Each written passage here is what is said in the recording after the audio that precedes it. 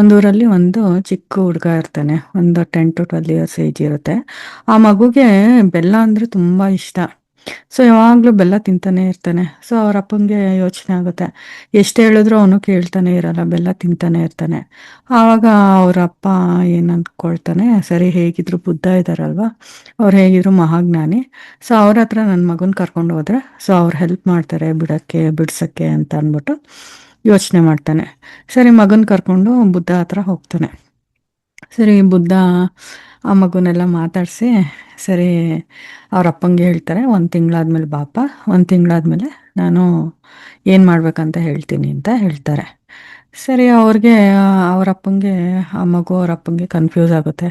ಇದೇನು, ನಾನೇ ಒಂಚೂರು ಹೊಡೆದ್ರೆ ಅಥವಾ ಗದರಿದ್ರೆ ಆ ಮಗು ಬಿಟ್ಬಿಡ್ತಾನೆ, ಈ ಒಂದು ಚಿಕ್ಕಿದಕ್ಕೋಸ್ಕರ 1 ತಿಂಗಳು ವೆಯ್ಟ್ ಮಾಡಬೇಕಾ ಅಂತ. ಹೋಗ್ಲಿ ಹೇಗಿದ್ರು ಮಹಾಜ್ಞಾನಿ ಅಲ್ವಾ, ಸೊ ಅವ್ರಿಗೊಂದು ರೆಸ್ಪೆಕ್ಟ್ ಕೊಡೋಣ. ಸೊ 1 ತಿಂಗಳಾದ್ಮೇಲೆ ಬಂದು ನೋಡೋಣ ಏನು ಮಾಡ್ತಾರೆ ಅಂತ ಅಂದ್ಬಿಟ್ಟು ಅವನಿಗೆ ಒಂದು ಕುತೂಹಲ ಇರುತ್ತೆ. ಸರಿ ಹೀಗೆ ಮನೆಗೆ ಹೋಗ್ತಾನೆ. 1 ತಿಂಗಳು ಪಾಸ್ ಆಗುತ್ತೆ. ಮತ್ತೆ ಮಗನ ಕರ್ಕೊಂಡು ಬುದ್ಧ ಹತ್ರ ಬರ್ತಾನೆ. ಆಗ ಬುದ್ಧ ಮಗುನೆಲ್ಲ ಕೂರಿಸ್ಕೊಂಡು ಈ ಥರ ಬೆಲ್ಲ ಎಲ್ಲ ತಿನ್ಬಾರ್ದು ಅಂತೆಲ್ಲ ಪ್ರೀಚ್ ಮಾಡ್ತಾರೆ. ಸೊ ಆಗ ಆ ಮಗು ಅವ್ರ ಅಪ್ಪಂಗೆ ಕನ್ಫ್ಯೂಸ್ ಆಗುತ್ತೆ. ಇದನ್ನ ಹೇಳಕ್ಕೆ 1 ತಿಂಗಳು ಬೇಕಾಯ್ತಾ ಇವ್ರಿಗೆ, ಅದು ಇವ್ರು ಇಷ್ಟು ದೊಡ್ಡ ಜ್ಞಾನಿ ಅಲ್ವಾ ಅಂತೆಲ್ಲ ಕೇಳ್ತಾನೆ. ಅಲ್ಲ ಸ್ವಾಮಿ, ಇದನ್ನ ಆವತ್ತೇ ಹೇಳ್ಬೋದಿತ್ತಲ್ಲ, ಅದಕ್ಕೆ ಯಾಕೆ 1 ತಿಂಗಳು ನಮ್ಮನ್ನು ಕಾಯಿಸ್ಬೇಕಿತ್ತು ಅಂತ ಹೇಳ್ತಾನೆ. ಆವಾಗ ಬುದ್ಧ ಹೇಳ್ತಾರೆ, ನೋಡಪ್ಪ, ಬೆಲ್ಲ ಅಂದರೆ ನನಗೂ ಇಷ್ಟ. ಸೊ ನಾನೇ ತಿನ್ಬೇಕಾದ್ರೆ ಸೊ ನಾನು ಆ ಮಗುಗೆ ಹೇಗೆ ಪ್ರೀಚ್ ಮಾಡಲಿ ತಿನ್ಬೇಡ ಅಂತ, ಅಲ್ವಾ? ಸೊ ಆ ಬೆಲ್ಲ ಹ್ಯಾಬಿಟ್ ಇದೆ ಅಲ್ವಾ, ತಿನ್ನೋ ಹ್ಯಾಬಿಟು, ಅದನ್ನ ನಾನು ಬಿಡೋಕ್ಕೆ ನನಗೆ 1 ತಿಂಗಳಾಯಿತು.